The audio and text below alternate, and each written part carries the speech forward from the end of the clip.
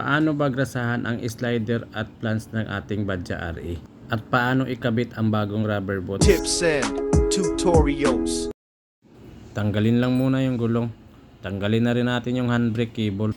At ihiwalay lang yung cable sa swing arm. Gagamit naman tayo ng 19 na back wrench, pati 19 na socket. Tatanggalin na natin itong bolt dito sa kanyang swing arm. Kukunin lang muna natin yung bolt, tapos tanggalin na rin natin itong kanyang rubber boots. Tanggalin na rin yung rubber boot sa kabila at pwede na nating ibaba yung kanyang swing arm. Dito naman sa kabila mga idol, ganun lang din gagawin natin. Tanggalin lang muna natin yung handbrake at ihiwalay natin sa swing arm. Tanggalin na rin tong bolt dito sa pagitan ng swing arm at shock mga idol. Gagamit ulit tayo ng 19 na back wrench at 19 na socket. At kunin na rin natin yung bolt. Tanggalin na rin yung rubber boot sa kanyang flange at pwede na natin ibaba yung swing arm. At kusa nang malalaglag yung propeller. Tanggalin na rin natin itong natitirang mga lumang grasa dito sa loob ng flange mga idol. Gumamit lang pala ako ng basahan dyan para makuha ko yung mga lumang grasa. Ginupit ko na rin pala yung mga lumang rubber boots dahil papalitan naman to ng bago. Depende lang po yan sa inyo mga idol kung gusto nyo magpalit ng bagong rubber boots.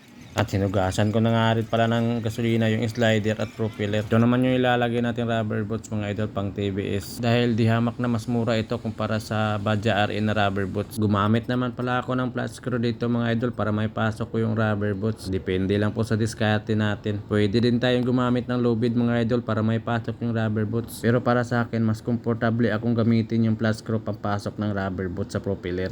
At dito mga idol, pwede na natin lagyan ng grasa yung kanyang flange. Pupunuin lang natin to ng grasa, pati na rin yun doon sa kabila. At dito sa slider naman mga idol, i-align lang natin siya ng pagkanyan mga idol.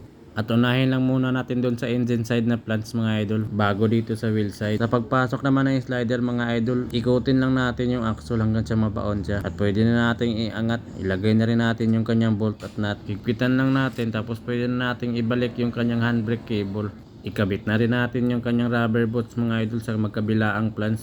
At dito natin sa kabilang side mga idol, lagyan lang ng grasa yung magkabilaang flange. I-align lang yung slider bago natin ipasok sa flange doon sa engine side. Ipapasok na rin natin yung slider dito sa wheel side. Ikutin lang natin yung axle hanggang sa bumaon yung slider. At pwede na natin iangat na padandahan yung swing arm. Kakabit na rin natin yung bolt at nut dito mga idol. At higpitan na rin yung bolt. At pwede na nating ibalik yung kanyang handbrake cable. Kakabit na rin natin yung rubber boot dito sa wheel side, pati na rin dito sa engine side. At ang panghuli naman mga idol, yung fitting sa axle. Gagamit pala tayo dito ng grease gun. At yan lang po yung proseso ng pagrasa ng ating mga Badja RE mga idol.